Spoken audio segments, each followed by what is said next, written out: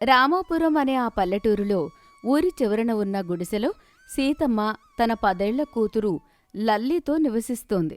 వాళ్ళు పూలమ్ముకుని జీవనం సాగించేవారు. ఒకరోజు పక్కమీద ముడుచుకుని పడుకున్న లల్లి తల్లి అలికిడికి మెల్లగా కళ్ళు తెరిచింది. అమ్మా, లేచావా తల్లి? ఇంక కాసేపు పడుకోమ్మా, చలిగా ఉంది అంది ప్రేమగా. వద్దులే అమ్మా, నువ్వు సంతకు వెళ్ళాలి కదా, నేను నీతో పాటే లేస్తాను. అమ్మా, ఈరోజైనా మన పూలు మంచి ధరకు అమ్ముడవుతాయా అమ్మా? అమ్ముడవ్వాలి తల్లి, దేవుడు మనల్ని కరుణించకపోతాడా? నువ్వు ముఖం కడుక్కో, నేను ఇంతలో గంజి కాస్తాను. ఆమె దినచర్య ఎప్పుడూ ఇంతే. తెల్లవారుజామున లేచి ఊరి చివరన ఉన్న జమీందార్ భూపతిగారి పూలతోటకు నడిచి వెళ్ళాలి. బుట్టెడు పూలు కొనుక్కురావాలి. వాటిని ఊరి సంతలో అమ్మాలి. సీతమ్మ లల్లిని ఇంట్లోనే ఉండమని చెప్పి బుట్ట పట్టుకుని సంతకు బయలుదేరింది. సంతలో జనం సందడిగా ఉన్నారు. సీతమ్మ ఒక మూలన తన పూలబుట్టతో కూర్చుంది. అటుగా వెళ్తున్న శేషయ్య అనే వ్యాపారి ఆమె బుట్టలోకి తొంగి చూశాడు. ఏందే సీతమ్మా, ఈ పూలు అప్పుడే వాడిపోయినట్టున్నాయి, వీటినెవడు కొంటాడే? ఎగతాళిగా అన్నాడు. అయ్యగారు, ఉదయాన్నే కోసుకొచ్చాను పూలండి, ఎందుకో మరి గంటకే ఇలా అయిపోతున్నాయి, కాస్త దయచూడండి బాబూ అంటూ బ్రతిమిలాడింది. దయనా? వ్యాపారంలో దయకు చోటెక్కడిదే? సరేలే, పాపం పసిపిల్ల తల్లివి, ఓ ₹1 పారేస్తాను, ఇటు పడేయ్ అన్నాడు శేషయ్య నిర్లక్ష్యంగా. ₹1 కనీసం ₹1 అయినా ఇవ్వండి అయ్యగారు, ఇంటికి బియ్యం తీసుకెళ్ళాలి. అయితే అవే నీ నెత్తిన పెట్టుకో, ₹1 మించి ఒక్క పైసా కూడా ఎక్కువ ఇవ్వను. విసుగ్గా అనేసి శేషయ్య ముందుకు కదిలాడు. మిగతా వ్యాపారులు కూడా అదే మాట అన్నారు. గత్యంతరం లేక సీతమ్మ ఆ ₹1 పూలన్నీ అమ్మేసింది. ఆ డబ్బుతో కాసిన్ని నూకలు, ఉప్పు కొనుక్కొని బరువెక్కిన హృదయంతో ఇంటికి నడిచింది. ఇంట్లో లల్లి తల్లి కోసం ఆశగా ఎదురుచూస్తోంది. తల్లి చేతిలో ఉన్న చిన్న సంచిని చూసి, అమ్మా, నాకోసం గాజులు తెచ్చావా అని అడిగింది. ఆ అమాయకపు ప్రశ్న సీతమ్మ గుండెను కోసింది. నవ్వుతూనే కన్నీళ్లను దాచుకుంది. ఈసారి సంతలో మన పూలన్నీ మంచి ధరకు అమ్ముడవుతాయి కదమ్మా, అప్పుడు నీకు రంగురంగుల గాజులు ఇంకా రిబ్బన్లు అన్నీ కొనిస్తాను, సరేనా? ఆ వాడిపోయిన పూలలాగే తమ బతుకులు కూడా రోజురోజుకీ వాడిపోతున్నాయని ఆమెకు అనిపించింది. మరుసటి రోజు ఉదయం సీతమ్మ మళ్లీ జమీందార్ భూపతిగారి పూలతోటకు బయలుదేరింది. లల్లి కూడా తల్లి వెనకే నడిచింది. భూపతి ముఖ్యంగా పరస్త్రీ వ్యామోహం ఉన్నవాడు. భర్త చనిపోయిన సీతమ్మ మీద అతని కన్ను ఎప్పటినుండో ఉంది. తోటలో వాళ్ళిద్దరినీ చూడగానే అతని కళ్ళు పాములా మెరిశాయి. ఓహో, వచ్చావా సీత? ఏమొచ్చావు? అయ్యగారు, పూల కోసం వచ్చానండి. పూల కోసమా? నీ దగ్గర డబ్బులున్నాయా అసలు? ఉన్నాయండి. భూపతి చూపులు ఆమెను అసహ్యంగా తాకుతున్నాయి. లల్లి భయంతో తల్లి వెనక్కి దాక్కుంది. చూడు సీత, రోజు ఈ చిల్లర కోసం ఎందుకే ఇంత కష్టపడతావు? నీ బతుకేంటి? ఈ పూలమ్మడమేంటి? నీకు మొగుళ్ళేడు, ఒంటరిదానివి, అనవసరంగా ఈ పిల్లను పట్టుకుని వేలాడుతున్నావు. దాని పోషణ నీకు భారమే కదా. సీతమ్మకు అతని మాటల్లోని దురుద్దేశం అర్థమవుతోంది. అయ్యగారు, పూలు ఇప్పిస్తే వెళ్ళిపోతాను. నేనొక మంచి మాట చెప్తాను విను. ఈ పిల్లను ఎక్కడైనా అనాథాశ్రమంలో పడేసి నా దగ్గరకు వచ్చేయి. నా భవంతిలో నిన్ను పూల్లో పెట్టి చూసుకుంటాను. నీ బతుకు రాణిలా ఉంటుంది, ఆలోచించుకో. ఆ మాటలు సీతమ్మ చెవుల్లో సీసంలా కాగాయి. ఆమె రక్తం ఉడికిపోయింది. ఆ కళ్లల్లోని కోపం చూసి భూపతి ఒక్క క్షణం అదిరాడు. ఛీ, నీచుడా, నీ భవంతిలో రాణిలా బతుకమంటున్నావా? మొగుడు లేకపోతే ఆడదానికి ఆత్మాభిమానం ఉండదని అనుకున్నావా? నా కూతురు నా ప్రాణం, అది నాకు భారం కాదు, నా బలం. నీ సంపద, నీ నగలు నా కాలి గోటికి కూడా సరిపోవు. కష్టపడి గంజి తాగి బతుకుతాను కాని నీలాంటి వాడి నీడ కూడా నా మీద పడనియను. ఆమెలోని ఆ ధైర్యాన్ని చూసి భూపతి నిర్ఘాంతపోయాడు. చుట్టూ ఉన్న పనివాళ్లు కూడా ఆశ్చర్యంగా చూస్తున్నారు. ఎంత పొగరే నీకు! నా ముందేనా నీ ప్రతాపం? నిన్ను ఈ ఊరిలో బతకనివ్వను. ఏం చేసుకుంటావో చేసుకో, నా దారి నాకుందే అని తీవ్రంగా పలికి లల్లిని తీసుకుని అక్కడ్నుండి వేగంగా గుడిసెకు చేరే వరకు ఆమె ఆగలేదు. లోపలికి వచ్చాక అక్కడే కుప్పకూలిపోయింది. అమ్మా, ఎందుకేడుస్తున్నావ్? ఆ జమీందారు ఏమన్నాడు? ఏమీ లేదు తల్లి, మనం ఇక ఆ నీచుడి దగ్గరికి వెళ్ళకూడదు. మరి పూలెలా అమ్మా? మనం ఎలా బతుకుతాం? లల్లి అమాయకంగా అడిగింది. ఆ ప్రశ్నకు సీతమ్మ దగ్గర సమాధానం లేదు. అప్పుడే లల్లికి ఒక ఆలోచన వచ్చింది. అమ్మా, మనం అడవికి వెళ్దాం. మా నాన్న చెప్పేవాడు కదా, అడవిలో రంగురంగుల పూలుంటాయని. మనం వాటిని ఏరుకొచ్చి అమ్ముకుందాం, ఎవరినీ అడగక్కరలేదు అంది ఉత్సాహంగా. కూతురి మాటలు సీతమ్మకు ఒక దారి చూపించాయి. అడవి ప్రమాదకరమైందే, కాని ఆత్మాభిమానాన్ని చంపుకుని బతకడం కన్నా ఆ ప్రమాదమే మేలనిపించింది. సరే తల్లి, రేపే మనం అడవికి వెళ్దాం అంది ఒక నిశ్చయంతో. మరుసటి ఉదయం సూర్యుడు ఉదయించక ముందే తల్లి కూతుళ్ళిద్దరూ ఒక చిన్న బుట్ట, కాస్త గంజి మూట కట్టుకుని అడవికి బయలుదేరారు. ఊరి పొలిమేరలు దాటి అడవిలోకి అడుగుపెట్టగానే వాతావరణం ఒక్కసారిగా మారిపోయింది.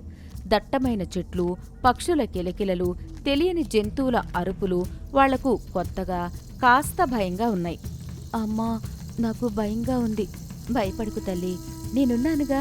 మనం దేవుడి మీద భారం వేసి ముందుకు వెళ్దాం అంటూ కూతురికి ధైర్యం చెప్పింది సీతమ్మ. వాళ్లు నెమ్మదిగా ముందుకు నడుస్తున్నారు. అందమైన పూల కోసం వాళ్ల కళ్ళు వెతుకుతున్నాయి. కాని ఎక్కడా వాళ్లకి పెద్దగా పూల మొక్కలు కనిపించలేదు. కొంత దూరం వెళ్ళాక పొదల చాటు నుండి ఒక భయంకరమైన గర్జన వినిపించింది. అది ఒక సింహం గర్జన. అది ఒక జింకను వేటాడుతోంది. ఆ దృశ్యం చూసి తల్లి కూతుళ్ళిద్దరూ ప్రాణాలు అరచేతిలో పట్టుకున్నారు. సింహం తన వేటను నోటకరుచుకుని వెళ్ళిపోయే వరకు శ్వాస బిగపట్టి అక్కడే ఉండిపోయారు. లల్లి భయం నుండి తేరుకున్నాక, అమ్మా వద్దు, మనం ఇంటికి వెళ్ళిపోదాం. నాకు చాలా భయంగా ఉంది. సరే తల్లి, వెళ్ళిపోదాం, ఏడవకు అంటూ సీతమ్మ కూతుర్ని ఓదార్చి వెనుదిరగబోయింది. అప్పుడే రాళ్ల మధ్యలో వాళ్లకు అద్భుతం కనిపించింది. 3 చిన్న మొక్కలు పక్కపక్కనే ఉన్నాయి.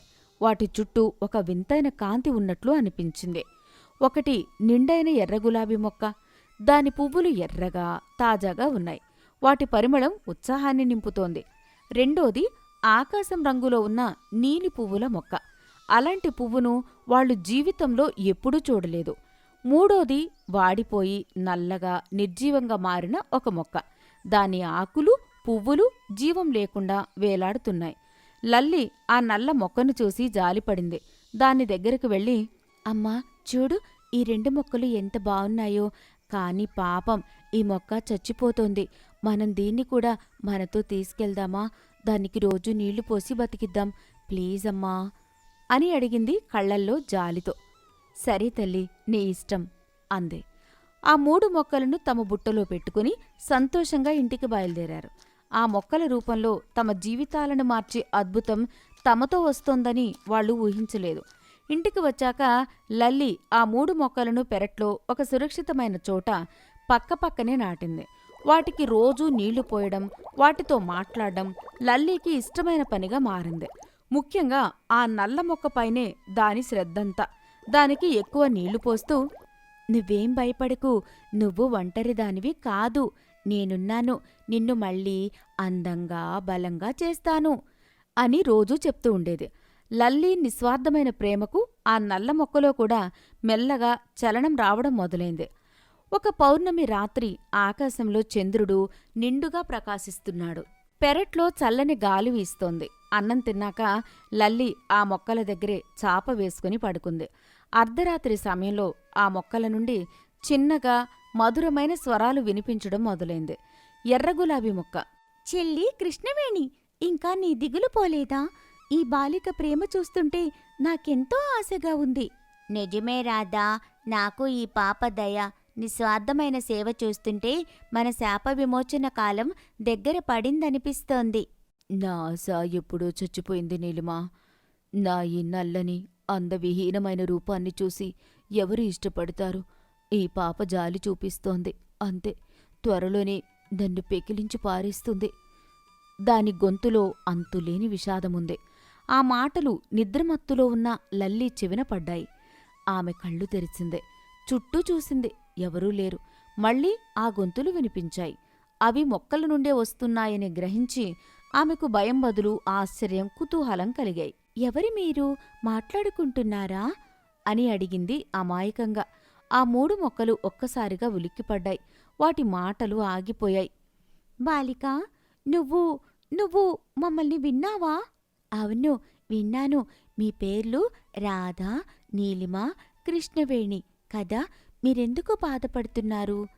కుతూహలంగా అడిగింది లల్లి. ఆ మాటలకు సీతమ్మ కూడా బయటకొచ్చింది. మాట్లాడే మొక్కలను చూసి మొదట భయంతో నోట మాట రాలేదు.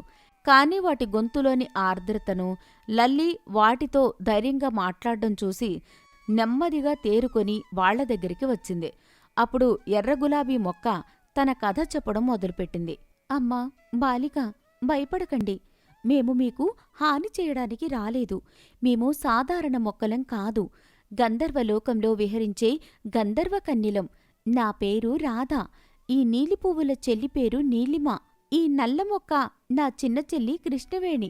ఒకప్పుడు మా గానంతో, నాట్యంతో ముల్లోకాలను ఆనందపరిచేవాళ్లం. మా సౌందర్యం, మా విద్యల పట్ల మాకు గర్వం పెరిగింది. నీలిమ అందుకుని, ఒకనాడు మేము హిమాలయాల్లో విహరిస్తూ అక్కడ తపస్సు చేసుకుంటున్న దుర్వాస మహామునిని చూశాము. మా అల్లరితో, గర్వంతో ఆయన తపస్సును భంగం చేశాము. ఆయన గ్రహించి, మీ సౌందర్యంపై మీకు గర్వం ఎక్కువైంది. మీరు భూలోకంలో అందవిహీనమైన నిస్సహాయమైన మొక్కలుగా పడి ఉండండి. మీ గర్వం అణిగిపోయి పరోపకార గుణం మీలో ఎప్పుడు మేల్కొంటుందో, ఎప్పుడైతే నిస్వార్థమైన ప్రేమ, దయ ఉన్న ఒక మానవుడు మిమ్మల్ని చేరదీసి మీ ద్వారా లోకోపకారం చేస్తాడో అప్పుడే మీకు శాప విమోచనం కలుగుతుంది అని శపించారు. అప్పటి నుండి ఈ అడవిలో ఎవరికంటా పడకుండా పడి ఉన్నాము. ఆ మాటలు విని సీతమ్మ, లల్లి ఆశ్చర్యపోయారు. వాళ్ల కళ్లల్లో జాలి నిండింది. అయ్యో, ఎంత కష్టం వచ్చింది మీకు. మరి మేము మీకు ఎలా సహాయం చేయగలం? మా వల్ల ఏమవుతుంది? అమ్మా, మాలో ఒక్కో పువ్వుకు ఒక్కో శక్తి ఉంది. రాధా పూయించే ఈ ఎర్ర గులాబీ మనుషుల్లోని నిరాశను పోగొట్టి సంతోషాన్ని నింపుతుంది. నీలిమ పూయించే ఈ నీలి పువ్వులు ఆరోగ్యాన్ని ప్రసాదిస్తాయి. నేను నల్ల గులాబీని. ఎదుటివారిలోని దుఃఖాన్ని, బాధను, పశ్చాత్తాపాన్ని పోగొడతాను. మీరు ఈ పువ్వులను డబ్బుకు ఆశపడకుండా నిజంగా అవసరమైన వారికి సహాయం చేయడానికి వాడాలి. అలా 100 మనుషులకు మీరు నిస్వార్థంగా సహాయం చేసిన రోజు మాకు శాప విమోచనం కలుగుతుంది అని ముగించాయి ఆ గంధర్వ కన్యలు. ఆ మరుసటి రోజు నుండి సీతమ్మ, లల్లి జీవితంలో ఒక కొత్త అధ్యాయం మొదలైంది. లల్లి ప్రేమగా చూసుకోవడంతో కృష్ణవేణి మొక్క కూడా పచ్చని చిగురు వేసి ఒక అందమైన నల్లని మొగ్గ తొడిగింది. సీతమ్మ ఆ 3 రకాల పువ్వులను ఒక చిన్న బుట్టలో పెట్టుకుని సంతకు బయలుదేరింది. ఆ పువ్వులు రోజంతా తాజాగా అద్భుతమైన సువాసనతో ఉన్నాయి. ఏవమ్మా సీతమ్మా, ఈ పూలెక్కడివి? భలే మెరిసిపోతున్నాయి. అడవిలో దొరికాయండి. సరే, ఎంతకిస్తావు?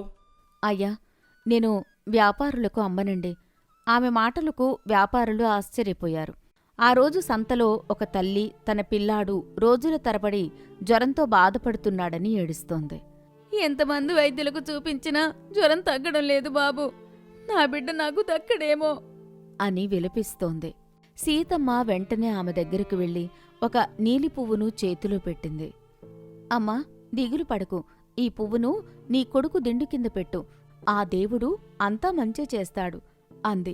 డబ్బులు అని అడిగింది ఆ తల్లి. డబ్బులొద్దు తల్లి, నీ బిడ్డ ఆరోగ్యంగా ఉంటే చాలు అని చెప్పి సీతమ్మ ముందుకు సాగింది. మరుసటి వారం సంతలో ఆ తల్లి తన కొడుకుతో పాటు వచ్చి, అమ్మా, నువ్వు దేవతవు. ఈ పువ్వు పెట్టిన మరుసటి రోజే నా కొడుకు జ్వరం తగ్గిపోయింది. ఇప్పుడు ఆరోగ్యంగా ఆడుకుంటున్నాడు. ఈ వార్త ఊరంతా పాకింది.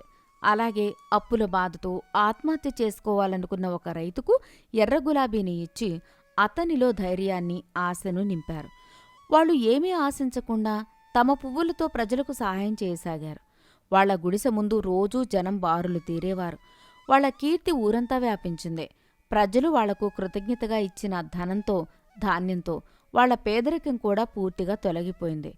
ఒకరోజు రాత్రి ఆకాశం నుండి ఒక దివ్యమైన కాంతిపుంజం నేరుగా వాళ్ల పెరట్లోని ఆ 3 మొక్కల మీద పడింది. ఆ కాంతి నుండి 3 అందమైన గంధర్వ కన్యలు బయటికి వచ్చారు. రాధ, నీలిమ, కృష్ణవేణి తమ నిజ స్వరూపంలో దేవకన్యల్లా ప్రకాశిస్తున్నారు. తల్లి సీతమ్మ, నీ కూతురు లల్లి చూపిన నిస్వార్థమైన ప్రేమ, మీ ఇద్దరి దయాగుణం వలన మాకు శాప విమోచనం కలిగించాయి. మీకు మా కృతజ్ఞతలు ఎలా తెలుపుకోవాలో కూడా తెలియడం లేదు అన్నారు ముగ్గురూ ఒక్కసారిగా. అయ్యో దేవకన్యలారా, మీరే మా జీవితాలనే మార్చారు. ఆకలితో అలమటిస్తున్న మాకు దారి చూపించారు. మేమే మీకు జీవితాంతం రుణపడి ఉంటాం. గంధర్వ కన్యలు సీతమ్మ, లల్లీను ఆశీర్వదించి వాళ్లకు కొన్ని బంగారు నాణాలను బహుమతిగా ఇచ్చి ఆకాశంలోకి ఎగిరి తమ లోకానికి వెళ్ళిపోయారు. తెల్లారేసరికి ఆ 3 మాయా మొక్కల స్థానంలో సాధారణమైన అందమైన గులాబీ, చామంతి, మల్లెపూల మొక్కలు ఉన్నాయి. కాని అవి ప్రసాదించిన కీర్తి, సంతోషం, సంపద సీతమ్మ, లల్లి జీవితాల్లో శాశ్వతంగా నిలిచిపోయాయి. నీతి: నిస్వార్థమైన ప్రేమ, దయ, పరోపకార గుణం ఎల్లప్పుడూ అద్భుతాలనే ఇస్తుంది. మంచితనానికి దైవం ఎప్పుడూ తోడుంటుంది.